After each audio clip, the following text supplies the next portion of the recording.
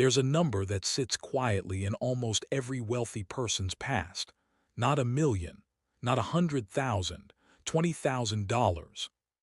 Ask them when things started to feel different, when money stopped being something they chased and started being something that worked for them, and most of them won't point to the day they got rich.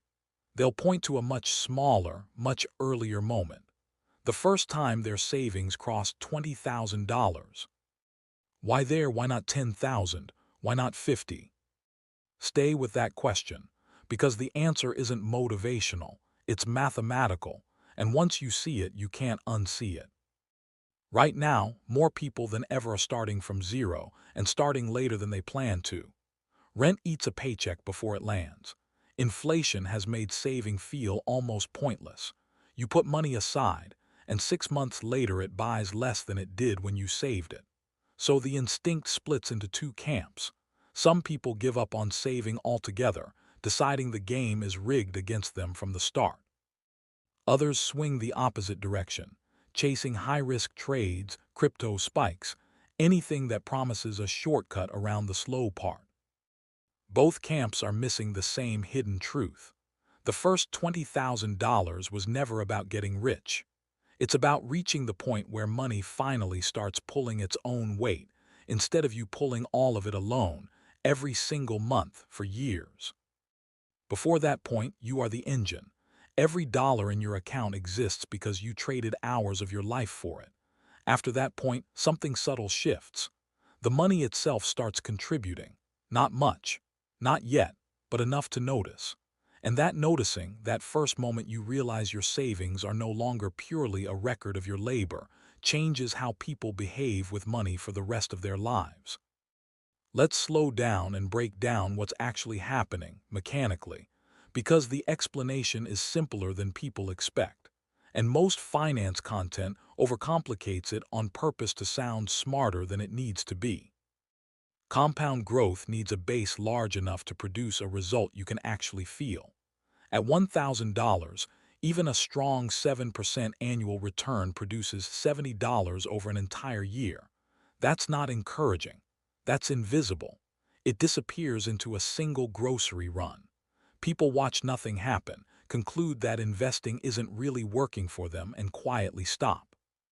At $20,000, that same 7% produces roughly $1,400 a year without a single hour of extra work. That's not life-changing money, but it's real.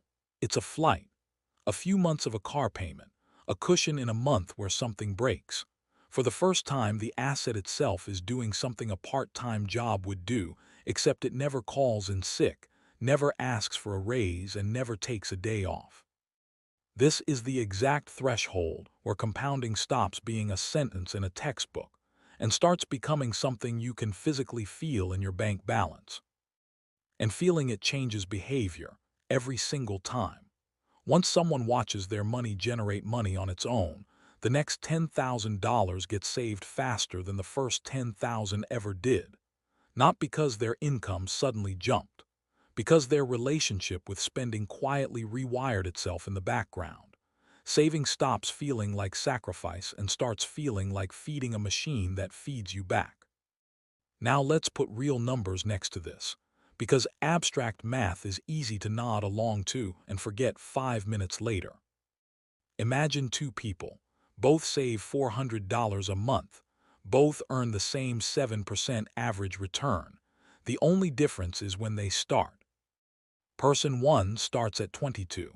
Person 2 starts at 32, 10 years later, after spending their 20s telling themselves there was still plenty of time. By 62, Person 1 has roughly $1.1 million. Person 2, despite saving the exact same amount every single month for the rest of their working life, ends up with closer to $500,000. Less than half. Not because they worked less. Not because they saved less per month. Because they missed the 10 years where the base was too small to matter, and crossing that $20,000 threshold simply happened a decade later. 10 years doesn't sound like much when you're living through it. It sounds enormous when you see what it costs at the other end. Here's the uncomfortable part. The part most finance content conveniently skips, because it ruins the inspirational mood they're going for. Getting to $20,000 is, for most people, the hardest stretch of the entire wealth-building journey. Harder than going from 20,000 to 100,000. Harder, in terms of sheer friction, than going from 100,000 to half a million. Why? Because below 20,000, compounding is doing almost nothing for you. You are carrying the entire weight yourself, dollar by dollar, with no help from the market, no help from interest, no help from time. It is the slowest, most boring, least rewarding phase of the entire process, and not coincidentally, it's also the phase where most people quit. The math here is almost cruel if you sit with it long enough. The exact point where the system is least exciting is the exact point you have to survive in order to reach the point where it finally becomes exciting. There's a quiet irony buried in that.